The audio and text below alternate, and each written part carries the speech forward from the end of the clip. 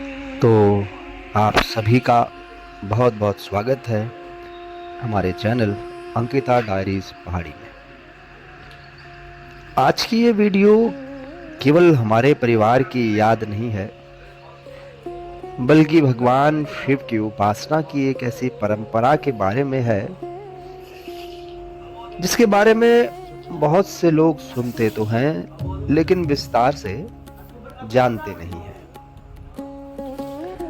हमारे गांव डांग के शिवालय में 3 दिनों तक रुद्री पाठ का आयोजन किया गया। इस अनुष्ठान को 3 विद्वान ब्राह्मणों ने पूर्ण विधि विधान से संपन्न कराया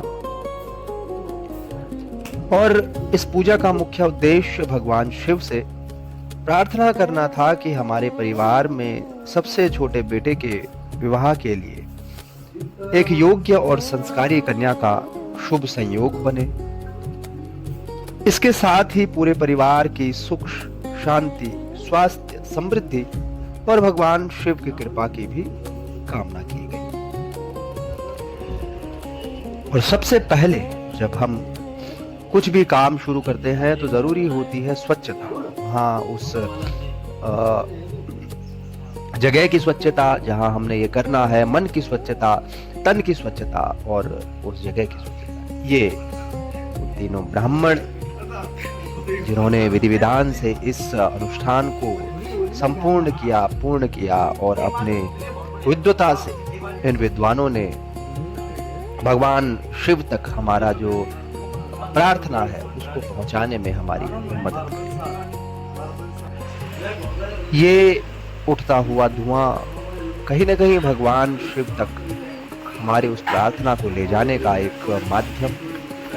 भगवान भोलेनाथ के नंदीगढ़, जो कि भगवान भोलेनाथ के सबसे करीबी माने जाते हैं, और सुबह के नाश्ते की यहाँ पर तैयारी चल रही है। पंडित जी लोग अपनी अपनी जो व्यवस्थाएं हैं वो कर रहे हैं। पूरी व्यवस्था इस तरीके से ये बनानी होती है ताकि पूरे दिन के लिए उसे सुचारू रूप से रखा जा सके। दिए प्रज्वलित कर दिए गए हैं। बजरंगबली के नाम दिए जल चुके हैं, ये देख सकते हैं। सबसे पहले दिया प्रज्वलन करने का जो तात्पर्य है या उसका जो भाव है वो यही है कि हमारा जो काम है प्रभु वो आपके इच्छा से अच्छा चलता रहे, बढ़िया चलता रहे। और ये माई दीदी आपकी स्क्रीन पे जिनके रहते रहते बहुत कुछ भोलेनाथ के इस मंदिर में हुआ, बहुत चीज़ें हुई। और अभी आप देख सकते हैं बहुत ही सुंदर दृश्य भोलेनाथ के मंदिर के पास, साथ में नदी जो बह रही है जिसे यहाँ की भाषा में गाड कहा जाता है। तो ये कलकल की जो ध्वनि है वो आती हुई बहुत दूर ये गांव ठकरोजा के नाम से, जहाँ लोग अपने अपने जो दिनचर्या होती है उस पर लगे हुए हैं। भगवान और भक्त के बीच का जो संबंध है उसको बनाए रखना है, तो भक्त को भी अपनी जो दिनचर्याएं हैं, अपने जो कार्य हैं वो नित्य कार्य पूरे करने होते हैं। ये सामने आपकी स्क्रीन पे जो दिख रहे हैं ये केले के पेड़ हैं, ये जो आप देख सकते हैं। तो ये भाव चलता रहेगा, आगे भी चीज़ें आती रहेंगी। पिछले व्लॉग में भी हमने दिखाया था कि ये जो पानी है, ये जो निकलता हुआ पानी है, ये यहाँ पर जो पीछे पहाड़ हैं उनसे निकल रहा है। और ये तो उत्तराखंड की एक शान है, तो पहाड़ों से निकलता पानी जैसे किसी आरओ की ज़रूरत नहीं। और अगर उसके टीडीएस की बात करें तो आप देखेंगे कि इतना साफ़ और इतना सुंदर और इतना स्वच्छ कि इंसान पिए तो उसे और अच्छी भूख लगे और उसका जो खाना है वो और अच्छे तरीके से पचे। हमारा जो उद्देश्य है वो आप तक केवल एक वीलॉग पहुंचाना नहीं या अपने जीवन के बारे में बताना नहीं। हमारी हमेशा ये कोशिश होती है कि आप तक वो सब चीज़ें पहुंचाई जाए जिससे आपको कुछ ज्ञान मिले, जिससे आपको कुछ सीखने को मिले। और आज का वीडियो भी इसी कड़ी का एक हिस्सा। आज हम बात करेंगे कि आखिर रुद्री पाठ होता क्यों है, इसे भगवान शिव के मंदिर में ही क्यों कराया जाता है, इसका शास्त्रीय महत्व क्या है। और इससे क्या लाभ बताए गए हैं। लोग इसे जीवन के महत्वपूर्ण अवसर पर ही क्यों करते हैं। अगर आपको भी भगवान शिव से जुड़ी सच्ची और ज्ञानवर्धक बातें जानना अच्छा लगता है तो इस वीडियो को अंत तक जरूर देखें। ये आप देख सकते हैं कि भगवान शिव के मंदिर में शुरू हो चुका है ये जनेऊ से, जिसे ये कहा जाता है कि एक संकल्प किया जाता है कि हे प्रभु, हे भगवान, हमारी जो प्रार्थना है उसे स्वीकार करिएगा। और जैसे मैंने पहले भी बताया कि भगवान शिव बहुत ही अनन्य भक्त, बहुत ही करीब से जिन्हें जाना जाता है, माना जाता है और कहा जाता है कि भगवान भोलेनाथ की ये डाकिया है, उन तक हमारी हर प्रार्थना पहुंचाने में बहुत ही बड़ा योगदान इनका रहता है। भगवान नंदी को उनका बहुत ही, उनके गणों में बहुत ही करीबी गण माना जाता है। और ये आप देख सकते हैं उनका भी अभिषेक हुआ, उनको भी पूजन उनका किया गया। सभी इस बीच उनका पूजन कर रहे हैं और उनको इस बात के लिए कह रहे हैं कि आप हमारी जो प्रार्थना है उस भगवान शिव तक जरूर पहुंचाइएगा। यहाँ आप देख सकते हैं दिया प्रज्वलन उनके लिए भी होता हुआ, और उनको भी ये बताया जा रहा है कि हे प्रभु, हे भगवान, आपके जिस तरीके से हमने ये दिया आपके नाम का जलाया है, आपके नाम से हमने ये दिया जलाकर ये कहने की कोशिश करी है, तो ऐसा ही सुख समृद्धि और का जो प्रकाश है, आनंद का जो प्रकाश है, वो हमारे जीवन में रहे। ये आप देख सकते हैं भगवान भोलेनाथ का प्रांगण जो माई दीदी की कृपा से बन पाया, जिन्होंने अपने रहते रहते बहुत कुछ इस मंदिर के लिए किया है। ये आप देख सकते हैं यहाँ पर बजरंगबली की अनुष्ठान पूजा उनका किया जा रहा है। भगवान श्री राम के अनन्य भक्त बजरंगबली ये हमें सिखाते हैं और बताते हैं कि जीवन में बड़ा बनने के लिए झुकना कितना जरूरी है। अगर हम ये मान लें कि हम भगवान हैं, हम भगवान हैं, हम बहुत ऊपर हैं और अपने को ऊपर रखने की बात करें, तो सबसे अच्छा भगवान बजरंगबली से ये सीखा जा सकता है कि कैसे आप केवल और केवल एक आज्ञाकारी शिष्य की तरह अपने भगवान को, अपने गुरु को अगर फॉलो करते चले जाते हैं तो इस जगत आपकी पूजा करता है। माई दीदी के ऊपर हमने पहला व्लॉग बनाया था और उनके आशीर्वाद से, आप सभी के प्रेम से बहुत ही अच्छा उस ब्लॉग पर रिस्पांस मिला। सभी ने बड़े प्रेम से हमें उस ब्लॉग के बारे में बताया। और ये सनातन की एक ऐसी आस्था जहाँ पेड़ों को, जानवरों को, सबको पूजा जाता है, उनमें उस भगवान की, उस जो अलमाइटी जिसे कहा जाता है, उसकी छाप देखी जाती है। ये बरगद का पेड़ जहाँ पर माना जाता है कि शनिदेव विराजमान हैं और उनकी पूजा की जाती है। अगर आप गाँव से ताल्लुक रखते हैं तो आप ज़रूर इस बात को समझते होंगे और जानते होंगे कि ये बहुत ही एक ऐसा सोच है और एक ऐसी मान्यता है, क्योंकि मैंने बताया इस अनुष्ठान का जो मेन संकल्प है वो हमारे परिवार के सबसे छोटे बेटे के कन्या के विधिवत है कि उनके लिए, उनके हाथों से ये सब होता है। और अब आप देख सकते हैं कि ये रुद्री पाठ और उसके साथ साथ भगवान भोलेनाथ का अभिषेक चलता हुआ।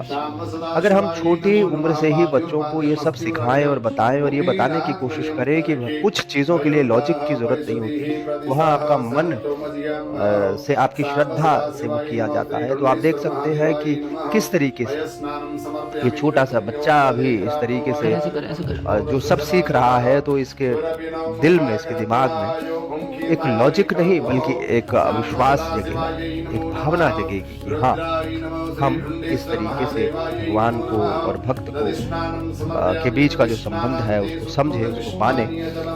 तो हर जगह लॉजिक नहीं, कभी कभी हमें मानना पड़ता है कि हाँ भगवान है और अपनी श्रद्धा से उनको, उनका सुमिरन करना पड़ता है। वही कुछ होता हुआ। रुद्री पाठ आखिर होता क्या है, इसके बारे में भी बात कर लेते हैं कि बहुत से लोग सोचते हैं कि रुद्री और रुद्राभिषेक एक ही चीज है, लेकिन अगर बात करें तो वास्तव में दोनों एक दूसरे से जुड़े होने के बावजूद भी अलग है। रुद्री पाठ का अर्थ है कि यजुर्वेद के तैत्तिरीय संहिता में वर्णित श्री रुद्रम का विधि पूर्वक पाठ। श्री रुद्रम की अगर बात करें तो उसको विभाजित माना जाता है, यानी कि पहला होता है नमकम, जिसमें बार बार नमः शब्द आता है और भगवान रुद्र अर्थात भगवान शिव को प्रणाम किया जाता है। और दूसरे की अगर बात करें तो दूसरा होता है चमकम, जिसमें भगवान से जीवन के लिए आवश्यक शुभ गुणों, स्वास्थ्य, शक्ति, ज्ञान और समृद्धि की प्रार्थना की जाती है। जब इन मंत्रों का नियम पूर्वक पाठ किया जाता है और उसके साथ अभिषेक होता है, जो कि आपकी स्क्रीन पे आप देख सकते हैं, तब उसे सामान्य भाषा में लोग रुद्री या रुद्राभिषेक भी कहते हैं। फिर अगला सवाल आता है कि भगवान शिव को ही रुद्र क्यों कहा जाता है। तो भगवान शिव के अनेक नाम हैं, जैसा आप अवगत है, महादेव, शंकर, नीलकंठ, भोलेनाथ, महेश, और उन्हीं में से एक नाम है रुद्र। शास्त्रों में रुद्र का अर्थ केवल क्रोध करने वाला नहीं है, जैसा कि बहुत सारे लोग ऐसा सोचते हैं। एक अर्थ यह भी बताया गया है कि जो जीवों के दुखों का नाश करे वही रुद्र है। इसी कारण जब हम रुद्र सूक्त या श्री रुद्रम का पाठ करते हैं तो भगवान शिव से केवल इच्छाएं पूरी करने की प्रार्थना नहीं करते, बल्कि उनसे भीतर के भय, दुख, नकारात्मकता और अहंकार को दूर करने की भी प्रार्थना करते हैं। अब जो अगला सवाल आता है, जो आपकी स्क्रीन पे चल रहा है, भगवान भोलेनाथ का रुद्राभिषेक चलता हो। फिर दूसरा सवाल आता है कि रुद्री शिव मंदिर में ही क्यों होता है। तो ये प्रश्न बहुत लोगों के मन में आता है। इसका जवाब है कि रुद्री किसी भी शुद्ध स्थान पर योग्य आचार्य के मार्गदर्शन में ही किया जा सकता है, लेकिन शिवालय में कराने का विशेष महत्व इसलिए माना जाता है क्योंकि यहाँ भगवान शिव की प्रतिष्ठित उपस्थिति होती है और पूजा का पूरा वातावरण शिव उपासना के अनुकूल रहता है। मंदिर का सात्विक वातावरण, नियमित पूजा और वैदिक मंत्रों की ध्वनि साधना के लिए अनुकूल मानी जाती है। इसी कारण अधिकांश लोग शिव मंदिर में ही रुद्री कराने का प्रयास करते हैं। अब जो रुद्राभिषेक चलता हुआ, भगवान शिव का अभिषेक होता हुआ, भगवान शिव का जो जिसे कहते हैं कि वस्त्रों का धारण किया जा रहा है, उसी बीच एक सवाल और उठता है कि 3 ब्राह्मणों द्वारा ही क्यों कराया जाता है ये पाठ। तो यहाँ हमारे यहाँ इस रुद्री पाठ को 3 विद्वान ब्राह्मणों ने संपन्न किया। कई बार लोग पूछते हैं कि एक से अधिक ब्राह्मण क्यों बैठते हैं।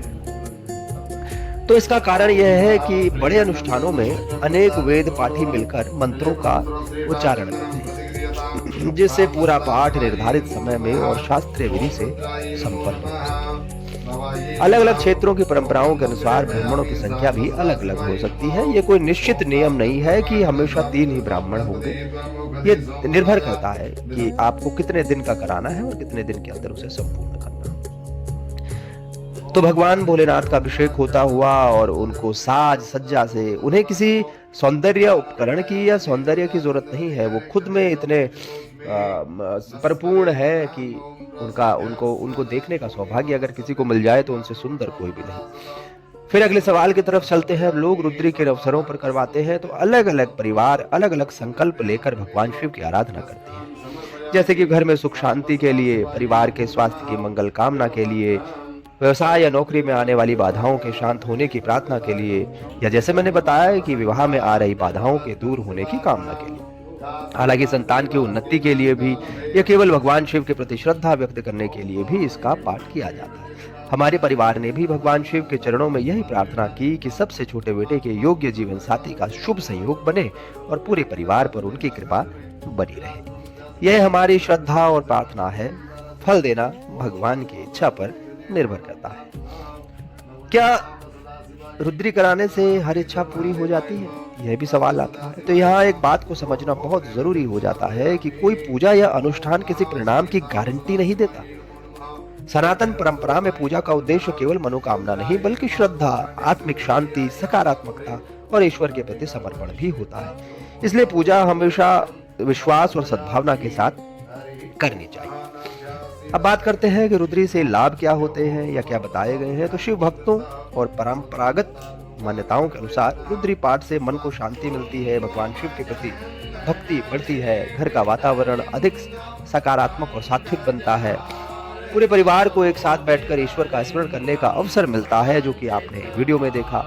वैदिक मंत्रों का श्रवण मन को एकाग्र करने में भी सहायक माना जाता है और सबसे महत्वपूर्ण यह हमें याद दिलाता है कि जीवन में केवल भौतिक सुख ही नहीं बल्कि आध्यात्मिक संतुलन भी आवश्यक होता है। हमारे अनुभव की बात करें तो इन 3 दिनों में हमने केवल एक पूजा नहीं देखी, हमने पूरे गांव को एक साथ भगवान शिव के चरणों में जुड़ते हुए देखा। वैदिक मंत्रों की गूंज, शिवलिंग का अभिषेक, दीपक की लौ और मंदिर का वातावरण मन को अलग ही शांति दे रहा था।